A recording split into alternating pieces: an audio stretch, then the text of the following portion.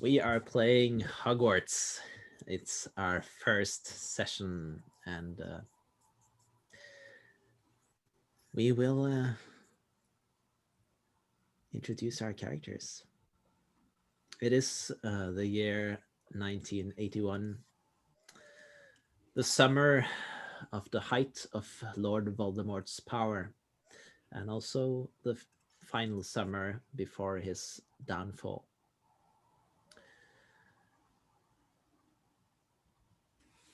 In the world of wizards and witches, war is raging, sometimes silently, sometimes loudly. Nevertheless, everyday life continues. And in the world of muggles, well, nobody knows what's going on except a few select people, of course. It is in these dark times that we find uh, a number of young children who have turned 11 at some point during this year. Or maybe they have yet to turn 11. But as all wizards and witches know, your 11th birthday is special. It is the year you will receive your letter. Let us start with you, Marvin Magellanicus. Yeah, Uh, Magellanicus. I do believe the Latin is. It's sort of associated with the Strait of Magellan. So nice, nice. Where do we find Marvin this summer? And what is the occasion? What is the special occasion in which we find Marvin, uh, where the camera zooms in and we see something magical happen, or something that just hints at the greater magical world we're about to enter? yes. So we are actually zooming in. We're not in England at this point. Marvin is actually sort of on holiday to his family's special owl breeding grounds down in Spain. And as we zoom in, we just see this this giant forested area where with this with a moderate clearing in it, and around in the trees we see flocks of owls just sitting there and cooing to each other, and it seems almost like they're communicating. And they are being remarkably well behaved for like so many owls.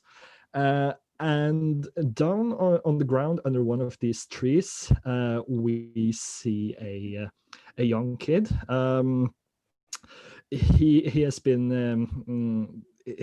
his skin is very tanned from quite a few months in this summer warmth, and his hair is very peculiar.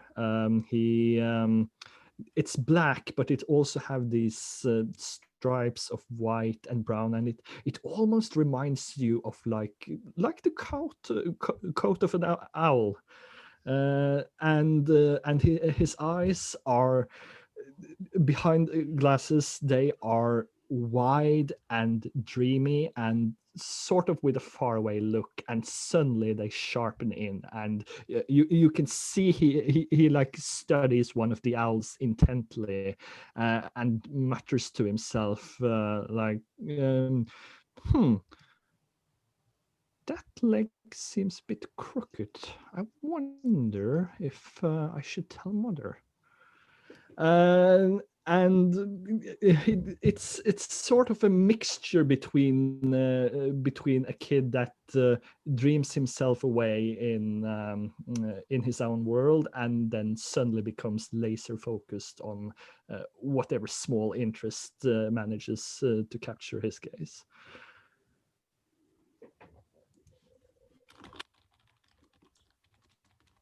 Awesome. So our scene shifts to one of our other characters, one of our other protagonists, Rupert Nightingale. Feel free to insert yourselves into previously established scenes if you want. Okay, so we could find Rupert somewhere in the same forest, perhaps visiting Marvin, or establish your own scene where we see something that at least hints of the magical and what is to come, and give us a description of Rupert in that scene. So Rupert, he's sitting on a bench outside of his family's estate in the countryside, very close to a thick forest. He's sitting there with a book and a brand new wand, which he has acquired ahead of time, before a schedule, before everyone else, because his family, they expect him to be ahead of schedule, to be prepared always. He sits there and he is quite pale and dark and tall, a thin looking young man with a book in front of him, practicing his swings, not saying any incantations. He doesn't break any rules, this Rupert. So he's just practicing physically. When you can see a large flock of birds flying over the treetops, a bunch of owls. He shakes his head. He's quite annoyed. These fucking birds. These owls. Was always flying over the estate, pooping everywhere. God damn it, that's a family of owl breeders there. Annoying. So he shuts his book down or walks home, dreaming of the day where he doesn't have to walk anymore, but he's so proficient in magic that he can just teleport wherever he wants. Nice. So that does that mean that Rupert has or Rupert's family, Nightingales, have an estate in Spain? Yeah. Maybe that's their summer. I think Rupert Nightingale is he's English,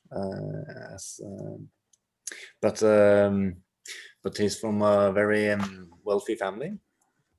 Don't know why or how yet, but I think they got like summer houses all over the magical world, and yeah, so that maybe isn't like a large estate, but like a cozy summer place.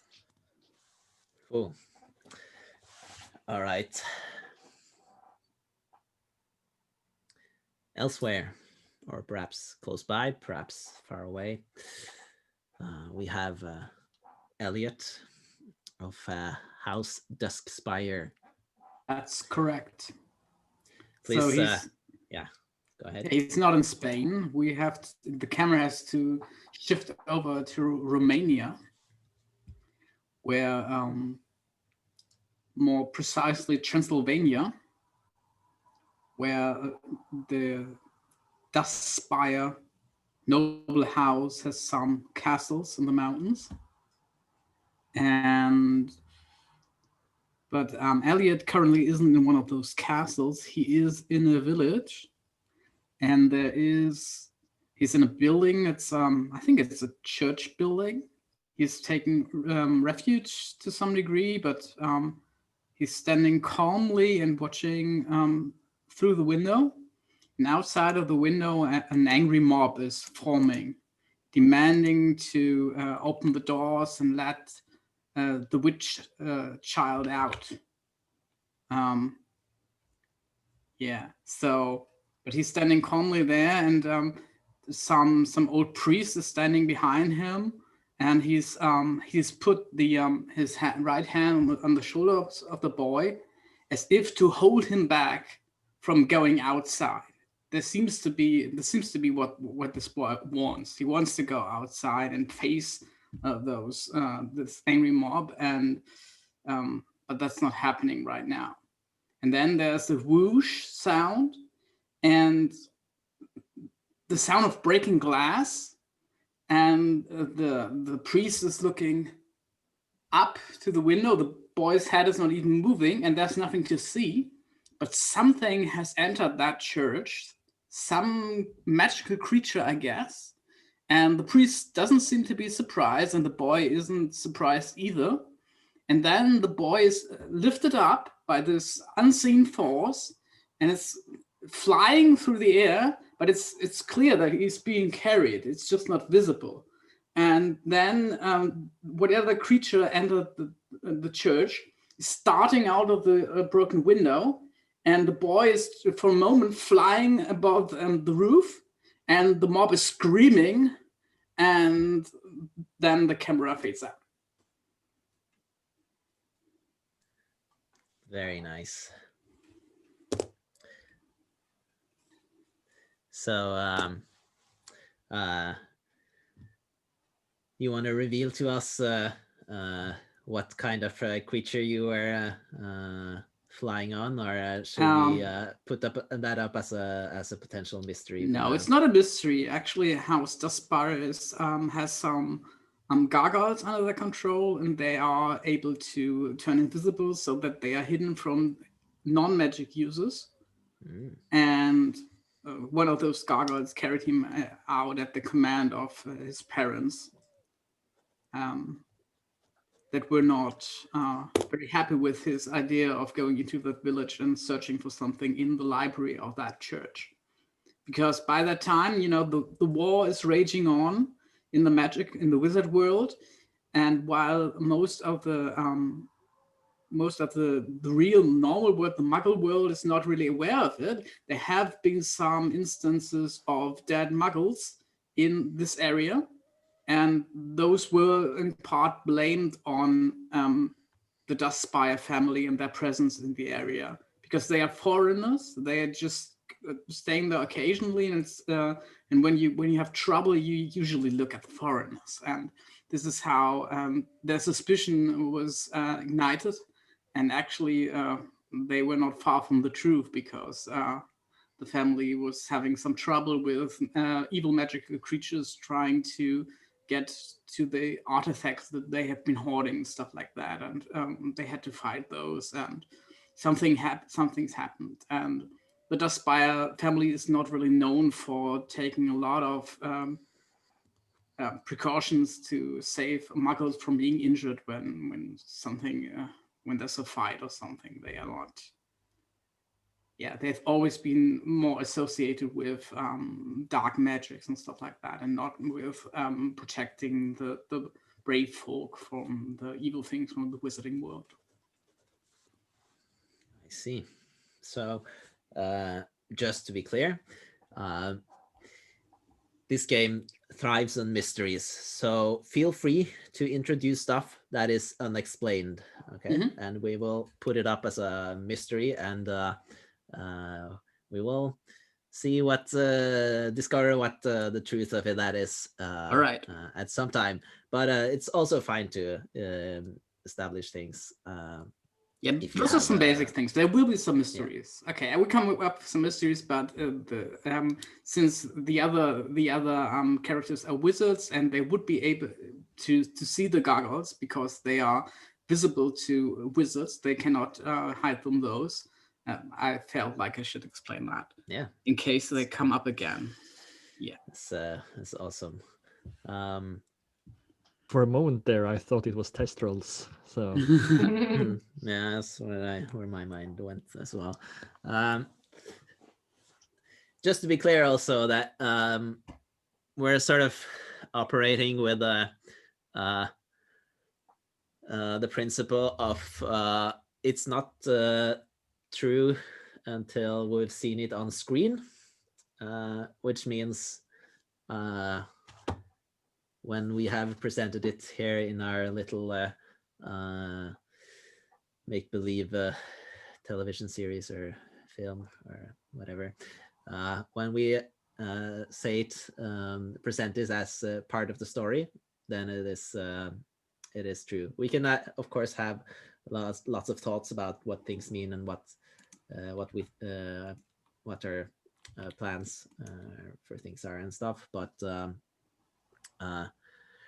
that goes for my plans as well. You know, when we everything is sort of in flux. It's the important thing, the central thing is the story we create together, and it's sort of happens through all of our inputs.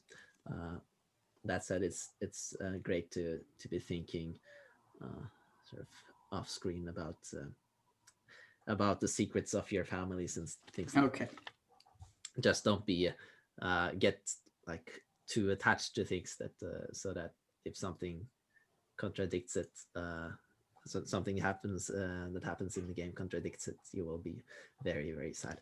Of course, if there is something that is very important to you, just tell me, and I'll try to make that work. Anyway, we have there's one of our protagonists we have yet to be introduced to, and she's somewhere doing something, and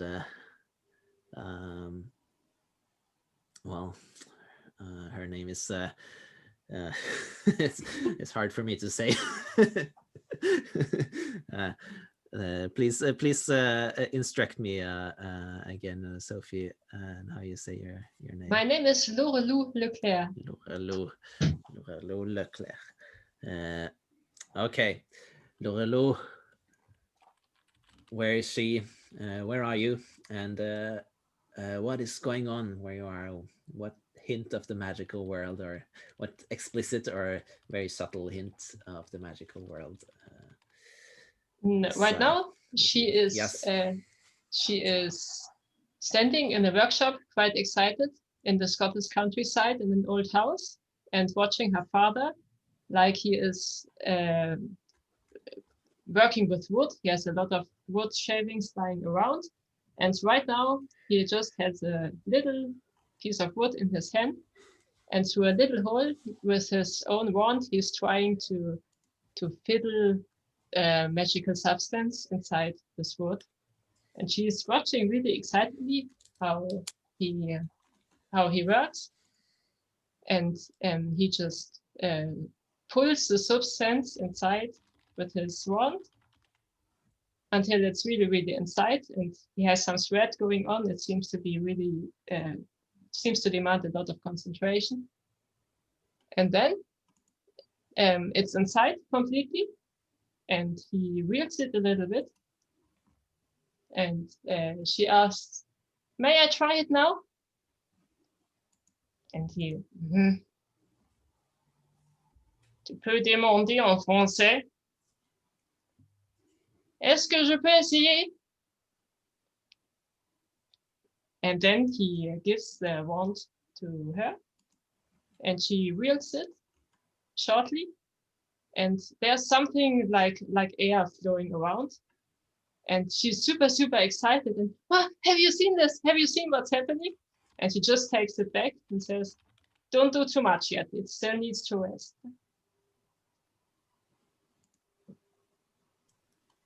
Nice. So these are our four protagonists. They are about to start their magical education. And I guess all of you know that this is going to happen, that this is something that is in your destiny. You probably also know then about the Hogwarts Express and platform 9 3/4. In these dangerous times, one might wonder why parents would want to send their children away to a boarding school. Perhaps one might think that families should stay together when one never knows when what might happen. But Hogwarts has a reputation as the safest place for the children to be, and of course, a magical education is important. So, for your families, at least, they have decided to send you to Hogwarts. Now, let's go around the table again, virtual table, and let me see how you say, either give me a scene where you say goodbye to your parents, or and leave for the platform, or tell me about how you get to the Hogwarts Express. Okay, and here you can feel free to, if you find it appropriate, find an appropriate place, interrupt and insert yourself into the scene. For example, if you want to sort of be at the platform when someone else arrives, or feel free to insert yourselves into the each other's scenes. We'll go in the same order, I think, for now. We'll then this is the order of the keeper, in case you were wondering. So, Marvin.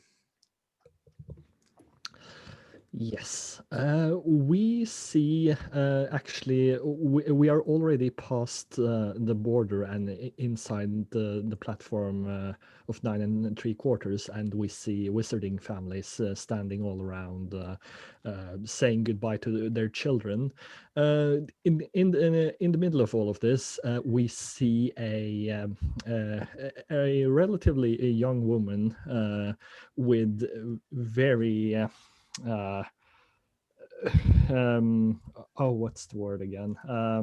Very wild, tangled hair, and sort of a bit chirpy, nervous behavior. She's dragging Marvin towards the train, and he's loudly complaining, "But Mom, I want to see I want to see how the wall works. Maybe it's some sort of translocation spell. It's fascinating." And she just, "Oh, Marvin, what are we gonna do about you? You just endlessly get sidetracked. Remember to focus on your studies, and please don't walk away from the school after what happened to your poor Uncle Hobart.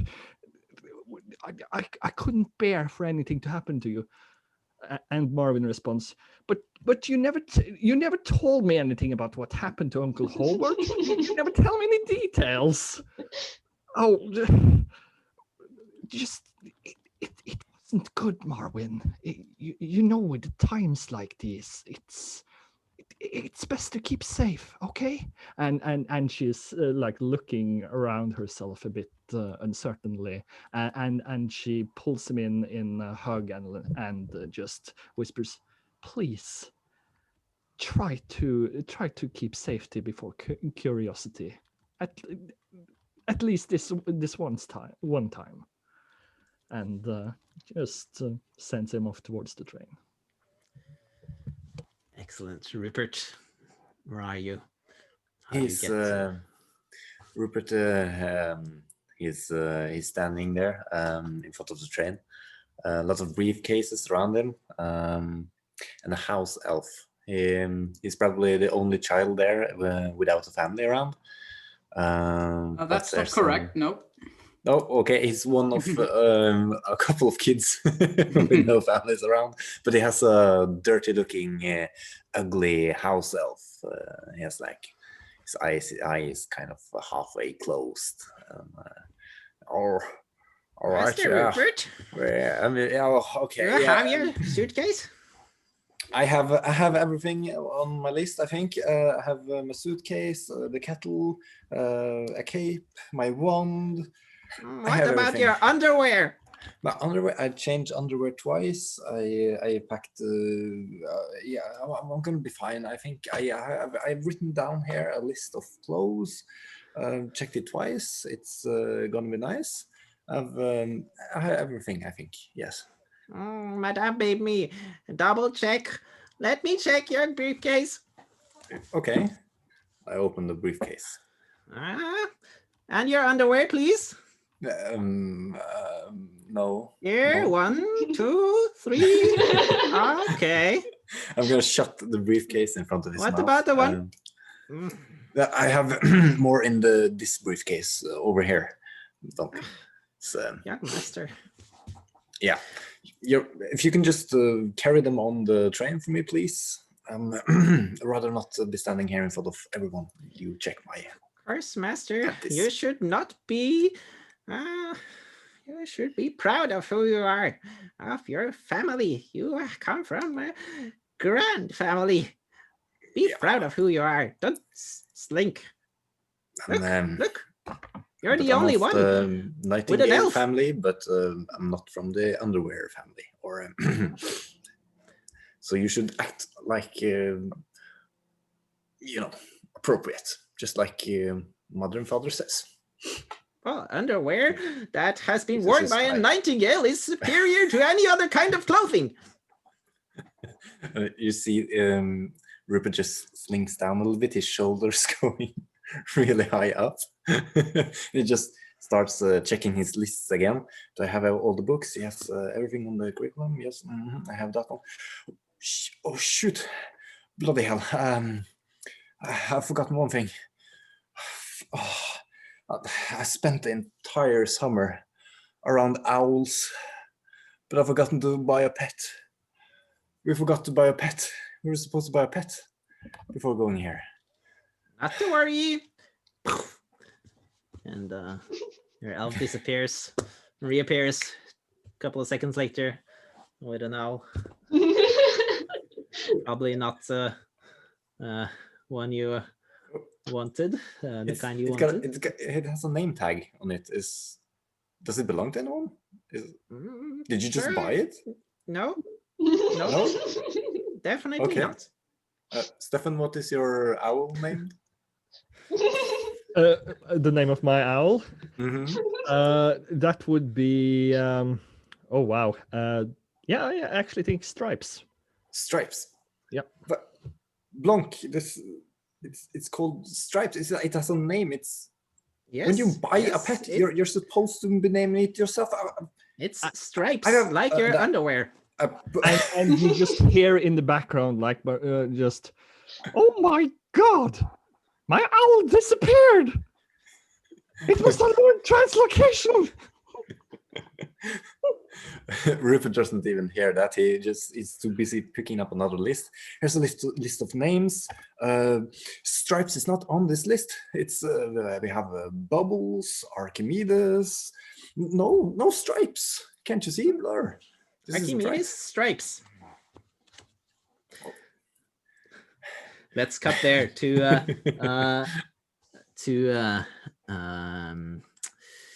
Elliot, who is apparently also on the platform. And he's also on the platform. He's not the tallest kid. He's pretty thin, but he's standing very straight, and he's talking to a train operator who has some list with the students that are supposed to go on the train. And he's talking to him and saying, "No, it's not Elliot Duskwood. It's Elliot of House Duskwood." And the train operator, who's a big man, and he's actually he seems to be somewhat uncomfortable with this kid. This kid has something that seems to make people feel uncomfortable around it. He's obviously not very strong. He doesn't have any superpowers or something like that, but there's something about him that is not making people like him overly much. And there's a second person in the scene. They're more in the background of the second person is even smaller than the kid, and it looks like some sort of monk. It has this hood over its head, and there's a nose poking out of the hood that is suspiciously looking like an elf nose. But he's very silent as long as the kid is going on with the explanation. And then he says something like, "Master, I think we have everything here that your parents requested me to bring." And then the kid looks behind him, just stares through him, and looks at the train operator again. And the creature in the hood is shoving several of these bags and into the train and doing all the work. And the curious detail is that this kid has a combination of gray and black clothes, and he has some green on it, like some. It doesn't look very official, but there's when you know the houses, but there's a hint of green on the black everywhere, and everything is looking very old and a little bit overly decorated, old-fashioned, and there seems to be a slight tendency there, so to speak. And the way he makes a dismissive gesture at the creature in the hood in the end is also fitting this entire theme here. And the creature lowers its head and then slowly walks away while the boy is just entering the train, bursting past the train operator, and yeah, that's it. Excellent. Not taking notice of anyone around him, obviously. Just really quickly, Torben, I made an edit to your favorite subject. Tell me if you like it. Okay. Got to look it up. Oh yeah. Okay. Yeah, you got that one.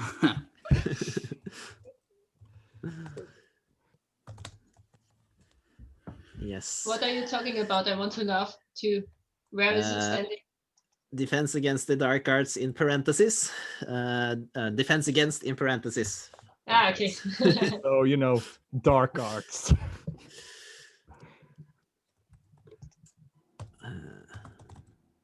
Just to be clear, Torben, it's House Duskspire, right? That's correct. Yeah. Excellent. And Lorelou, So where are you? I think it makes no sense to go to the Hogwarts Express because we are already in Scotland. It makes no sense to go to London to then go to Scotland. So in the letter that was sent to us was standing we can come directly to Hogsmeade because the Hogwarts Express is just not making stops for whatever reasons. But so we have to go to Hogsmeade. So when the time comes, just my father appears and says, "Are you ready, Lorelou? It's time to get going." And we're entering into a car, a very Muggle-like car, where he puts all my things and makes me check one last time if everything's there. And he's very silent, and me is very, very silent too. And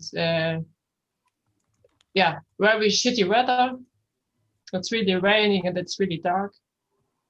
So we're not really summer weather. And getting into the car and yeah, starting the journey.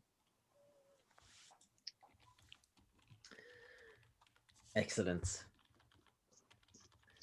Let's take a short break again and resume. Are you fine with 5 minutes this time? Sure. Totally fine. Yeah. I'm just sitting here anywhere. Anyway. Good. Excellent. Let's see each other in 5.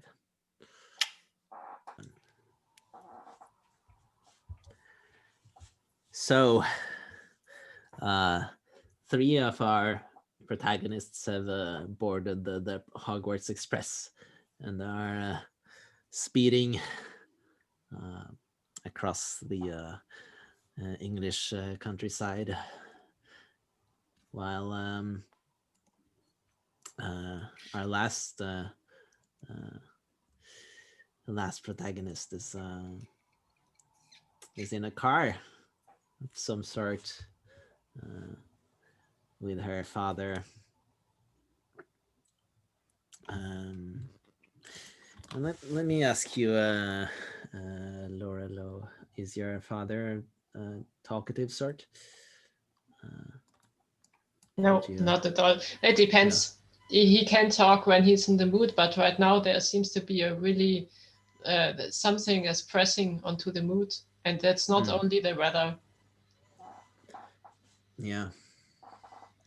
So you get the sense that he's not all that happy that you're going to leave him alone. I guess it's okay. He has been alone for the last 10 years, so well. Yeah, I think that's what it's probably what you think anyway. That he's going to be completely fine. That's what he is trying to make me believe. Yeah. And I guess it works because I don't know him very well. And as you're traveling through this horrible rain,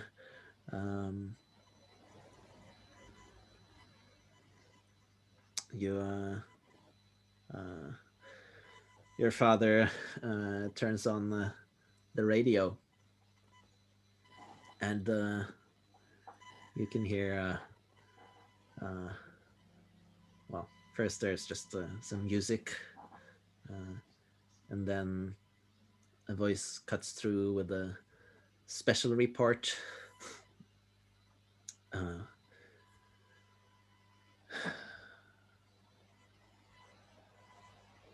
The dark mark has been seen above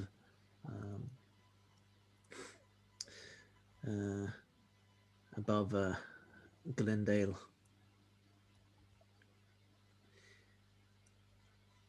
Please remain inside. The ministry is on its way. Remain calm.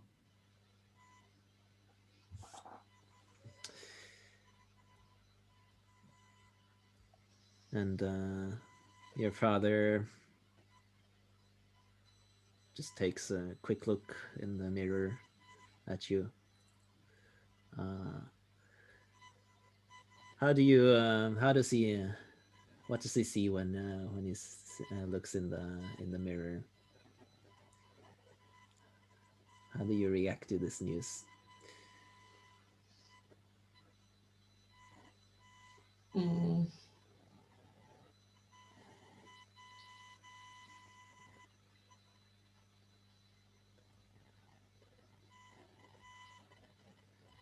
I have a confused look. And after a moment, after I see his look, I ask, what is the dark mark? Never you mind, Lorelou. You're better off not knowing. And he presses the accelerator. Now I want to know, what is the dark mark? Oh, now. And look, I think we're getting closer. You know, Hogwarts is concealed. What's so wrong with you? What's wrong with you? You know I have to make this here by myself now. So how shall I make this here if I don't understand what's going on? Please tell me.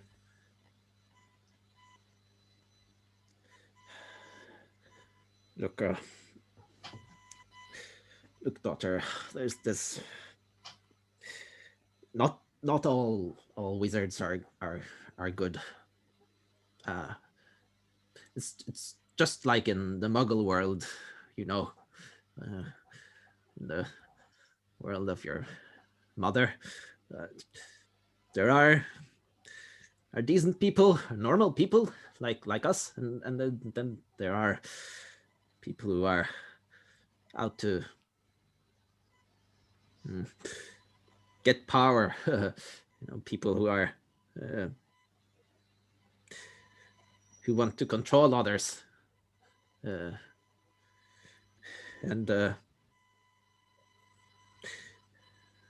there is trouble in the world of magic, but you'll be safe at Hogwarts. It's one of the safest places, I know, and you will learn magic, and you will be good. Yes.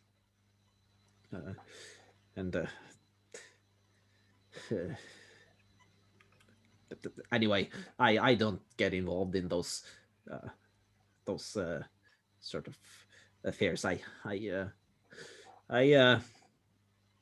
stick to my wand making, and I don't stick out. You should learn something from that. You know, don't stick out, and you will be fine. I still don't know what is the dark mark. It's a sign of something bad. That's all. If you see it, run away. And how do I recognize it? It's a great head in the sky. It's grotesque. It's a skull. It's a sure sign that someone is not trustworthy, not right in their head if they want to put up a giant sign in the sky that symbolizes them or something. And especially if that sign is a giant skull with a snake coming out of its mouth. Is it real? This really exists? It sounds like something my sister would invent to scare me. Well, it's you would probably be better off believing that it isn't real. But it is. Don't worry about it too much. Don't worry about it too much there. Okay, I won't.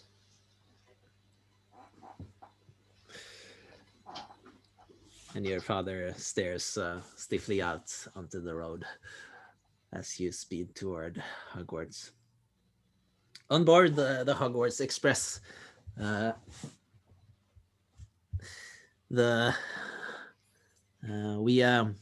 see the familiar hallway and the small cubicles. This year, as in the previous couple of years, security has been tightened. There are guards stationed on either end of the train, and as you board, you have gotten strict instructions to find a cubicle and stay there. So you don't really have time to choose the cubicle you want, and I think you, Rupert, and you, Marvin, you've probably just been stuffed into the same cubicle, and well, let us see what your first, or maybe it's not your first meeting is like. You're in this small cubicle. You obviously know about the owls, and you have been in Spain, both of you. But you're now sitting in front of each other, Rupert, with your suitcase, which is just slightly popped open again, and there's some striped underpants. And you're, of course, carrying Marvin's owl. Yeah. And I released the owl from its cage, and I'm trying to bond with it and have it sit on my shoulder, because that was how I drew it in my notebook when how I pictured how the train ride should be, me with an owl sitting on here, but Stripes doesn't really want to, and it's starting to annoy little Rupert. Yeah, and while you're distracted with this, you hear like a voice just beside your head, like, "Excuse me, did you happen to receive this owl quite recently?" And as you turn, you just see these huge eyes, like meters away from your head, they're just staring at you. And Marvin is leaning over. "Because I'm quite sure that owl is mine. I think I could recognize those tail feathers anyway." Rupert is taken aback. I think the Stripes flies off and lands on Marvin's shoulders. And he's like, "Oh shit! It's you. Habla inglés?" Well, obviously, yes. Hi. And he stands up, puts forth in his hand, says, "I'm Rupert Nightingale. Oh, I've seen your face before. Didn't know you were part of this part of the wizarding world. I thought you were Spanish when I saw you." oh yes, you're part of that mansion group. Yes, that's just a small summer cottage. So nothing fancy there. Rudolph. Rupert Nightingale. Ah, And you were sorry, I'm bad with names.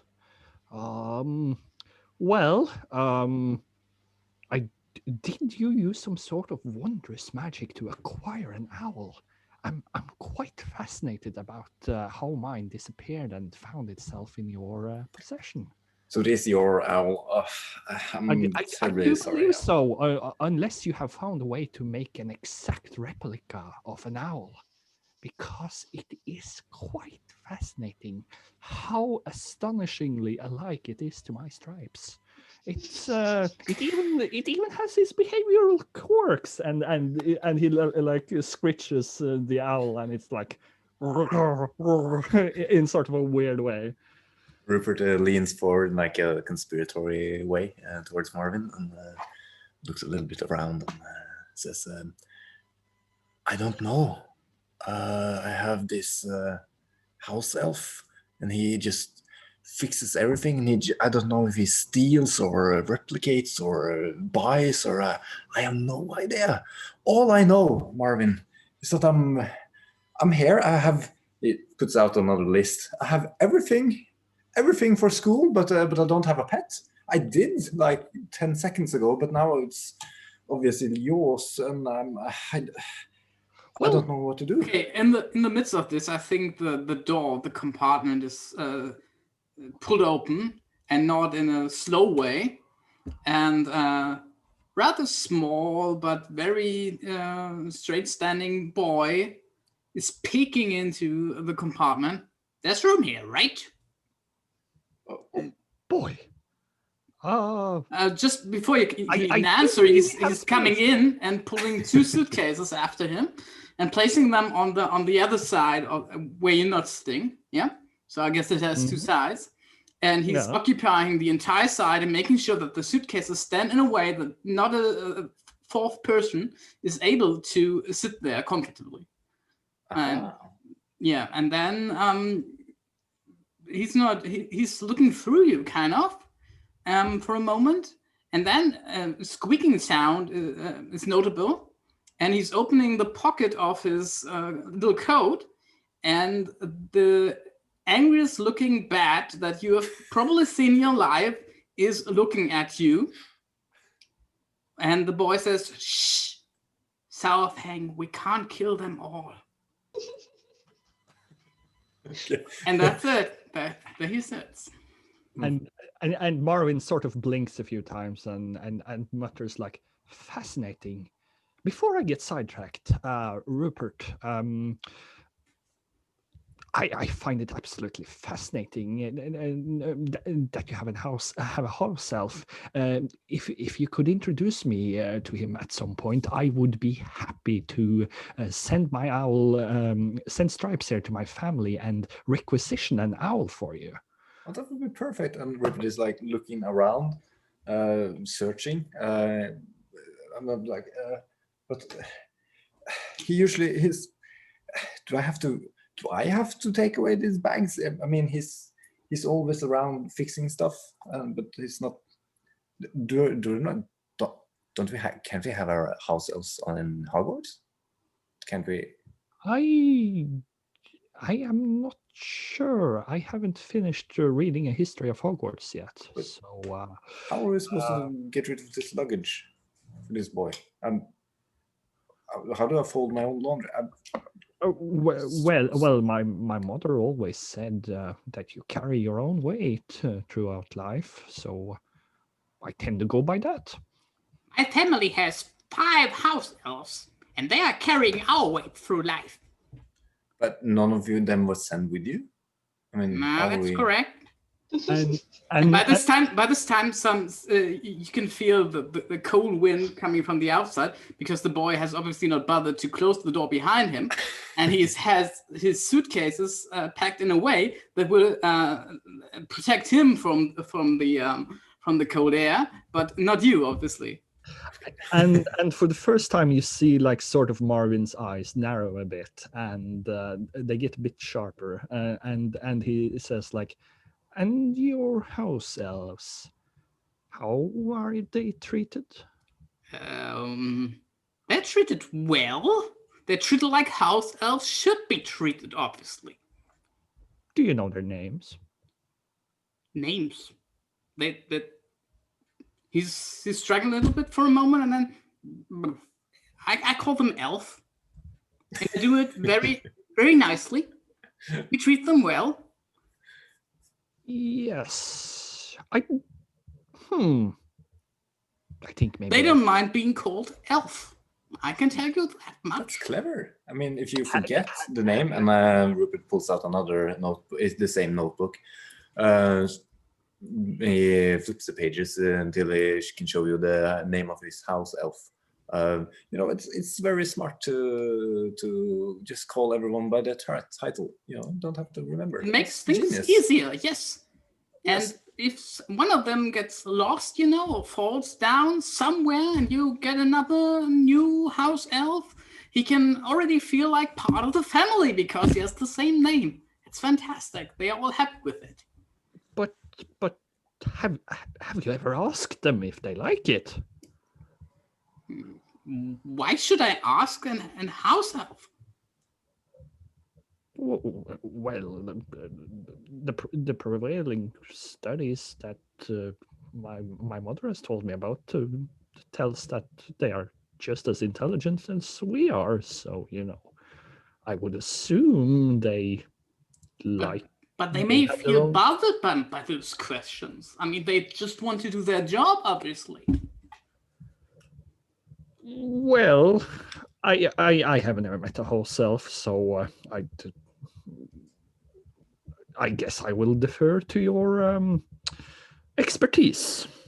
Yeah, At I that think moment, as the one with the- 5 house elves, I should be respected as an expert on this topic. Yes. and at that moment, the door to your cubicle opens, and you see a tall, handsome wizard with golden hair burst in, and he takes a short look at you and the pile of suitcases that are piled up like a sort of barricade, and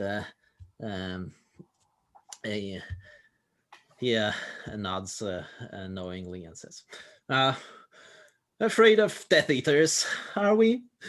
Well, not to worry. You have Hogwarts' best wizard on the train. You will not be in any danger as long as I am here. I'm just doing the rounds, the inspections to check on all the first years, just to reassure you. If you need anything, just call out for Gilderoy." And he slams the door and moves on. Rupert is noting down the name. Gilderoy. Did he say if he was a teacher? I don't think he mentioned if he was a teacher. No, he's just the savior. And Rupert sits down on the luggage because he can't get to the seat. But of course, he's not going to do anything about it. Quite comfortable as on that seat. And notes both of your names down in his notebook. Did you say you could get me an owl, Marvin? Yes, my family is quite proficient at breeding them, and I do not believe that one more or less owl would seriously impair us. So, Brilliant. yes. Do you have any preferences and such? Snow owl. I want a snow owl. The best you got. Well, I'll send a message to my mother and see what she says. I've already written it down on in this piece of paper. He's putting it on stripes, opening the window, just gesturing. Please send the message right away. Oh. Well, I guess he has been resting, and he did take his morning meal. What do you say, Stripes? And Stripes just sticks out his foreleg and sort of has a determined look in his eyes. And, well, seems that's all right. And I tie the piece of paper around his. Well, first I take the piece of paper from you, jots down a few other notes. About like sort of in a parenthesis, it's like, I think I might be making a friend. And sort of imploring for like this to actually work out, and then are you sure about this owl thing?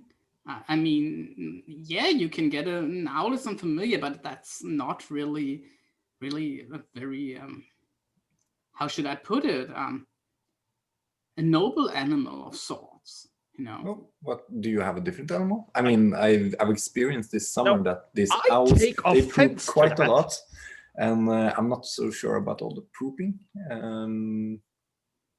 Is there an animal that everything poops, okay? You don't get away from that. Technically not. They are magic creatures that don't poop all that much, at least, unless you ask them to poop, of course. Well, then they tend to come with other consequences, such as acid. But Yeah, but you can actually put that to some good news. I mean, but what is your problem with owls? They are the I think the problem with owls is that everybody and their sisters has an owl. I mean, yes, because everyone agrees they are the best at delivering mail. yeah, at delivering mail. I agree with that. Can your bat but not for deliver mail? anything else. My bat. Southang is not my bat. He's his own bat, I guess. But no. What can your bat do? Oh, at least you picked a flying animal, so you're not completely devoid of taste. It's cute too. And Rupert is trying to put his finger on the bat. It kind of picked me. This is one thing. And the other thing is it can be used to scare off villagers. It's very, very good at that. And that's an important thing. And an owl can't really do that. An owl is always looking cute and fluffy, and it's a bird, and everybody likes it. And the bat can look really angry. And okay, but here's the problem, Elliot, like. and then he puts out the list of things. Everything is crossed out except for owl or pet. I'm like, I have to have a pet starting on Hogwarts, and I can't. This is a problem solver. He can get me a pet, a beautiful owl. Can you get me something different? I can have to check that, but my family is not engaged in breeding animals. This is something that we let the commoners do for us. It's not what we want to dabble in. Something. Yeah, let's just leave it to the commoners, I guess. Well, that's just what I'm doing, leaving it to a commoner. Marvin, me an owl. I can see that. You do know I'm a pureblood, right? Your family is no breeders. Now I remember. Now I think I understand why my mother always commented that most families are not like ours. Well, you are an interesting learning experience, but I do believe I should tend to my studies. And I just opened the history of Hogwarts and start reading. And the Hogwarts Express speeds on, spewing vapor and smoke through the rain, and ominous lightning strikes in the distance. There's no thunder.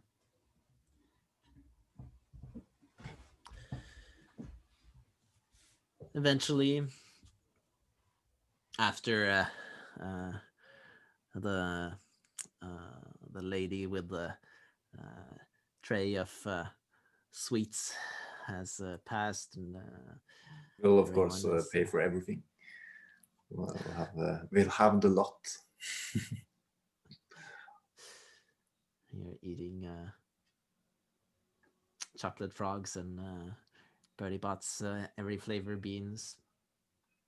And I'm keeping one in just in case I don't get a pet. I'm having a chocolate frog as a pet.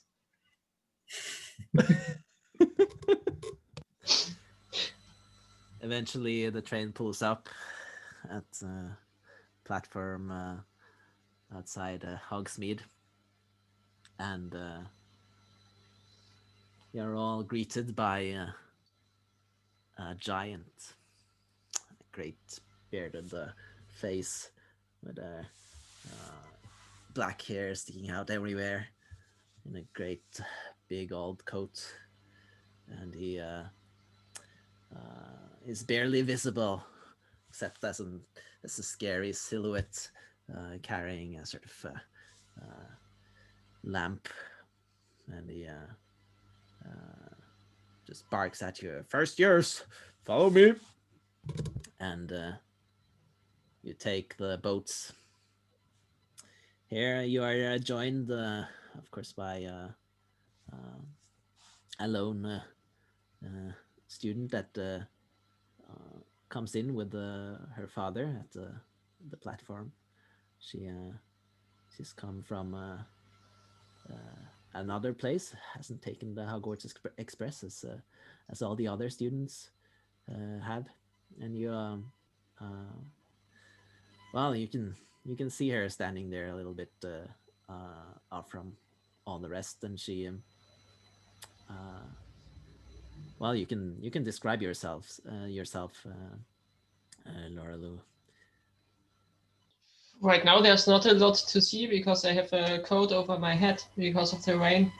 So that's mainly just two persons standing there, but I guess it won't make a lot of difference because even when coming from the train, not everyone knows everyone. So right now I'm just part of the general chaos, and I'm just as confused as everyone else in the first year, trying to see what's going on and where I need to go. And your father squeezes your shoulder and says, "Good luck then." For you too. See you. Yeah. Yes. Well, see you in a year. And you disappear into the throng of students,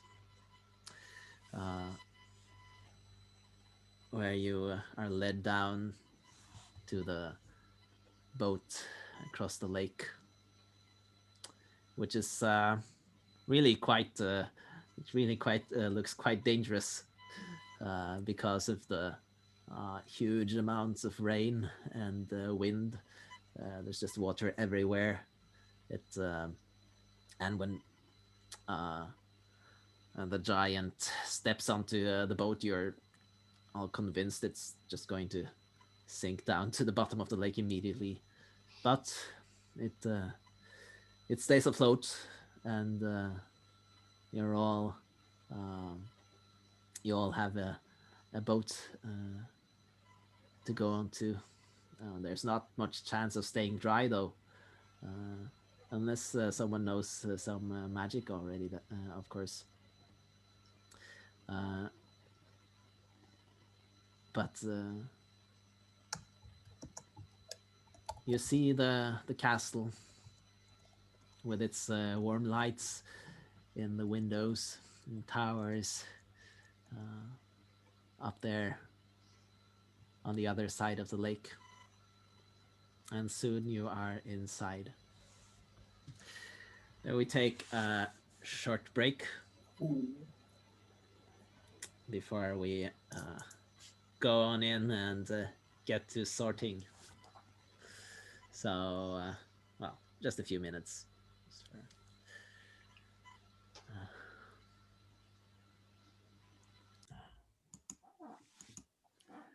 The first years have arrived at Hogwarts, and you are escorted up the castle grounds up to the main gate by Hagrid, and there inside a strict and thin-faced old woman is waiting for you, and she takes a look at you and says, Good. Come on, out of this rain." And as you mill in, she turns to you and says, "I'm Professor McGonagall, head of Gryffindor House. Please follow me up to the main hall, and we will sort you into your houses."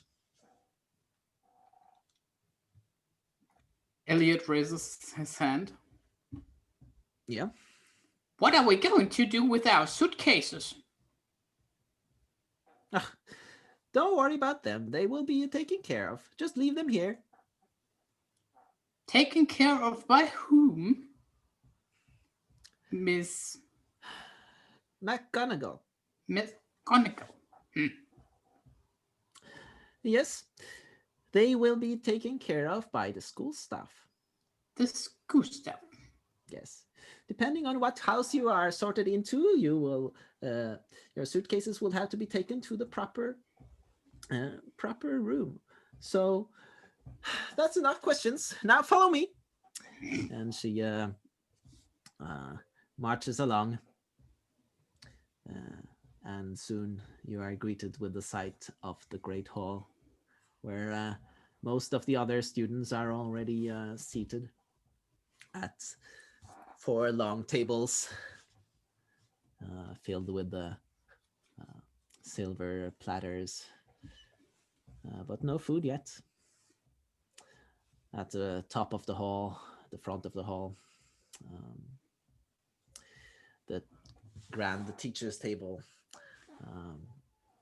And in the center, you can see an old wizard in colorful robes with the half moon glasses, staring mildly at you as you enter the room. McGonagall herds you all up to the front of the teacher's table, in front of the whole hall. You can feel all eyes on you as you sit there. How are you feeling? Let's go a little round. Just tell me how you're feeling, Rupert. Very excited. Rupert's been looking forward to attending Hogwarts pretty much all his life. Finally, he's gonna learn everything about magic, and well, he's sweating quite a lot there right now. Marvin, how are you feeling? Well, extremely curious, but also overwhelmingly excited. There are so many fascinating things in this room, like the floating candles in the air. It is a perplexing sight. The table with the teachers and all their fanciful clothings and looks, and Marvin speculates about them, and generally just excited and curious. Elliot? Elliot is very interesting in the room too, but at this point is mostly looking for people who might take pictures, either by conventional means or by magical means, and he's making sure that he's not seen standing too closely to Owlboy and his friend, elf friend, and he's looking for kids that look more like the type he would like to hang out with. So probably some dark robed, green wearing students somewhere. Yes, the table to the far left catches your eye, and there are a few students there who look at you, and there's one in particular, and an older fellow who looks like maybe a 6th or 7th year, who nods at you. So Elliot nods into the direction of that table and has this "let's get this done" look on his face, like it's. And then the head will send him to Hufflepuff. No. Lorelou, how do you feel? Super curious, watching all around her, although she's completely wet, but she doesn't care. She looks at herself because she suddenly realizes that everyone is wearing a wizard robe except herself. She just didn't know that she should wear it, but she doesn't care a lot, and starts to watch the other kids which came in with her. Yeah, you definitely stick out. And now McGonagall has brought a worn old hat, which she places on a small stool. right in front of you. And the room goes quiet, as if everyone knows what's coming next.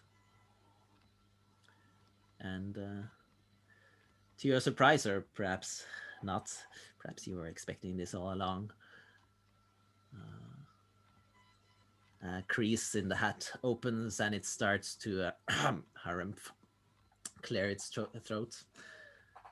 And then it bursts into song. Students, you are welcome to this ancient wizard school. Yes, this is true, no matter who will hold on to their rule. The ministry or you know who, the stakes are high, I know. The very fate of wizard kind depends upon this show. So listen now and listen well to me, your sorting hat. For I have lived and seen a lot, although I am a hat. It's times like these when friendships rot and families are split that strength is found in unity and hope is found in grit. So clench your teeth, O students brave, and stand together strong. Although my job's to sort you now and see where you belong, I hope you all can see somehow, despite our houses for. Hogwarts house is all of us, and that is what it's for. With all that said, I'll sort you as the founders once decreed. I'll try to see where you'll do best and promise to succeed. The brave of heart will fit right into Gryffindor's tradition, and Slytherin will suit you well if you've got great ambition. Ravenclaw is optimal for those with keen cognition. Hufflepuff takes all who's got a friendly disposition. That is all I have to say, your trusted sorting hat. Now come up here and put me on. Don't be a scaredy cat. And it turns quiet. That was good. Mm-hmm. Yeah, awesome. Amazing. The sorting hat goes quiet and all the room is filled with tension as names start getting called. People step up, put the hat on, and the hat cries out, Gryffindor, Ravenclaw, Slytherin, Hufflepuff.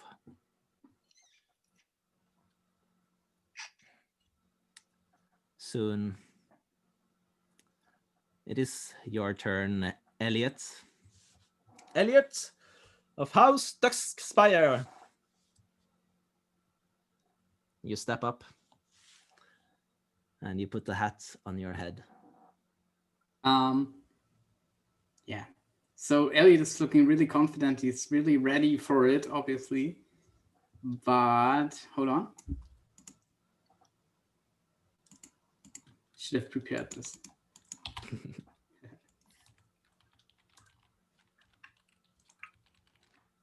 I send over Discord.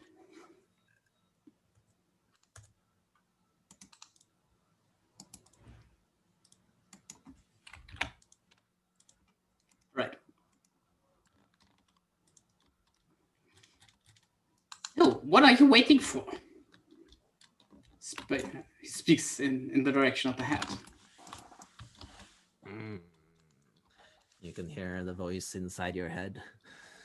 Well, obviously, there is a lot in here that screams of Salazar. Yes, maybe. Yes. A noble house, an ancient lineage. Yes, I believe I have placed every single one of you lot in Slytherin. However,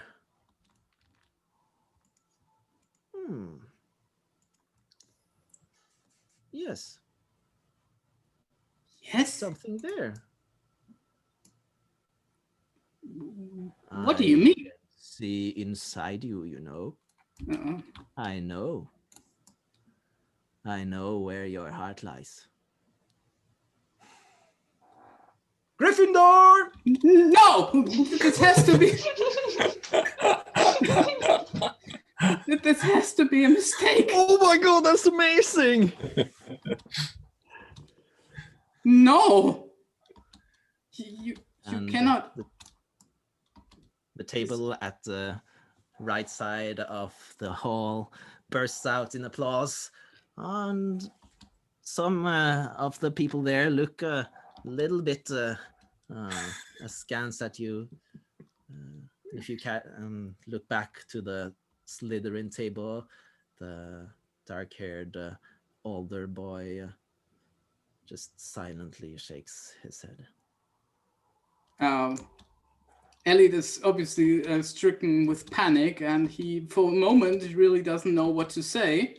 He's looking for help to Sourfang, but Sourfang is not in the mood to say anything, if he can say anything at all, which is not very likely.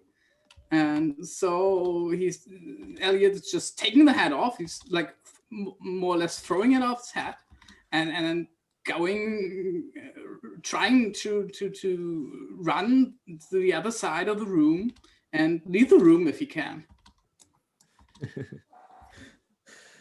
Yes. Nobody stops you. Okay, then he's out in the hall. And if you listen very closely, which is probably not possible with all those people in there, you could hear a silent sobbing, or not so silent sobbing. Yes. Yeah. Excellent. That's a marvelous turnabout. That's yeah, did not expect that. I did. Yeah, you kind of had Laura. this Hufflepuff idea before. I was probably foreshadowing too hard, but yeah. Lorelou, you are called.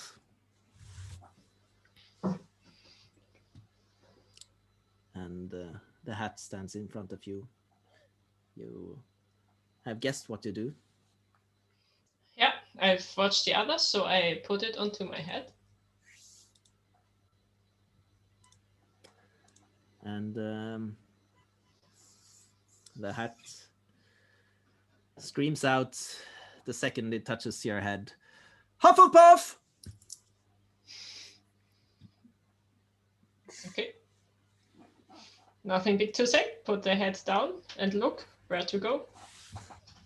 Yes, and it looks like a table full of welcoming people who are beaming at you, are clapping their hands, and one of the people on the closest bench takes off their wizard robes and gives it to you, puts it over your head. Thank you. I have my own one, but I did not know I need to wear it. It's okay, we can trade. What's your name? Domina. I'm Lorelou. Nice to meet you. We'll be friends, I think. Yes, sounds good.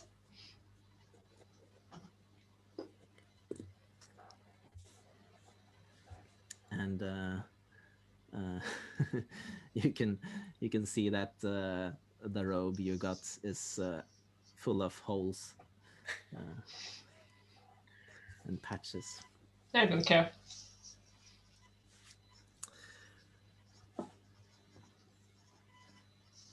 And Marvin, Magellanicus, it's called.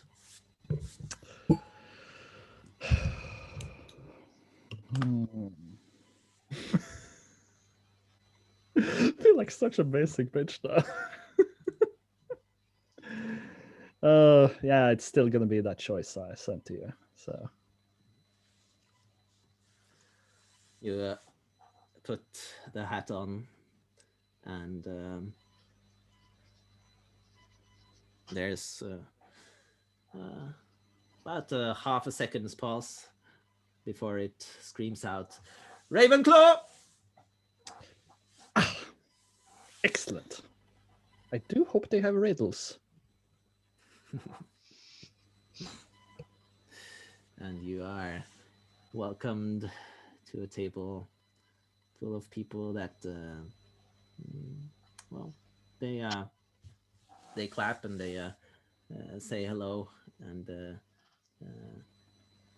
then you start getting bombarded with questions. Maybe people who have heard of your name. And especially if they're about owls, I'm only too happy to answer. Yes.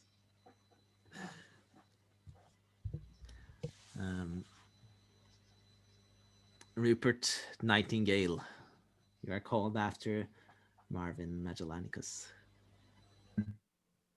Rupert straightens his tie and wipes away the sweat and walks up. You put on the hat, and you can hear a voice inside your head. Mm-hmm. It's yes, I see. There's a lot that points toward Ravenclaw, isn't there? Yes, Ravenclaw would be good. But Nods his head with the hat on. But stops and listens. there is something in you, isn't there? That longs for greatness. I can see. Uh-huh. You know, your dreams, your childhood dreams.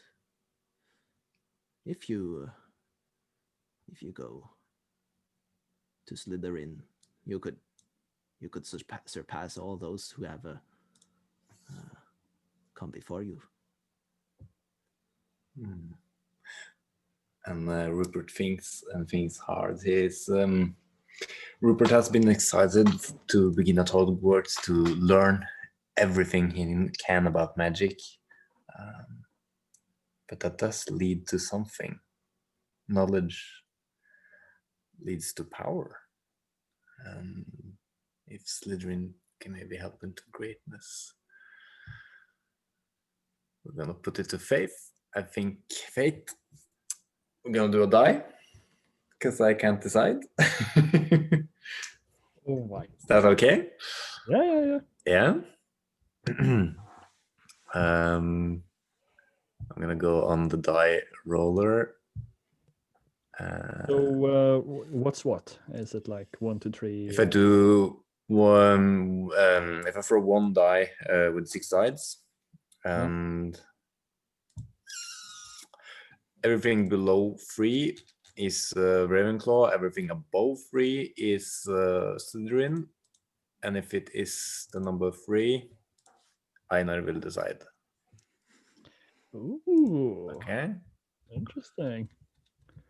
Who will decide then? Einar. Okay.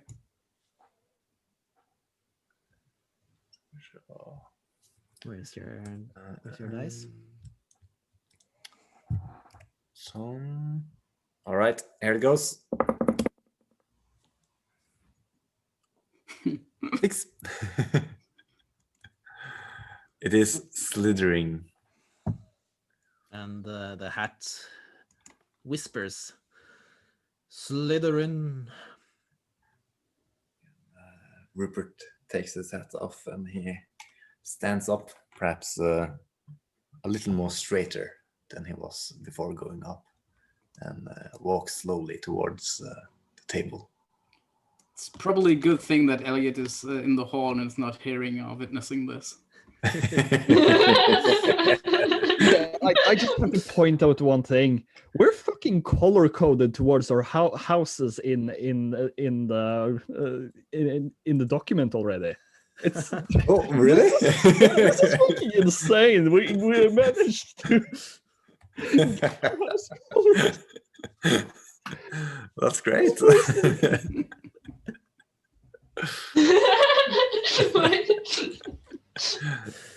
What the hell? It's magic. It's magic. It is. That is our session for today.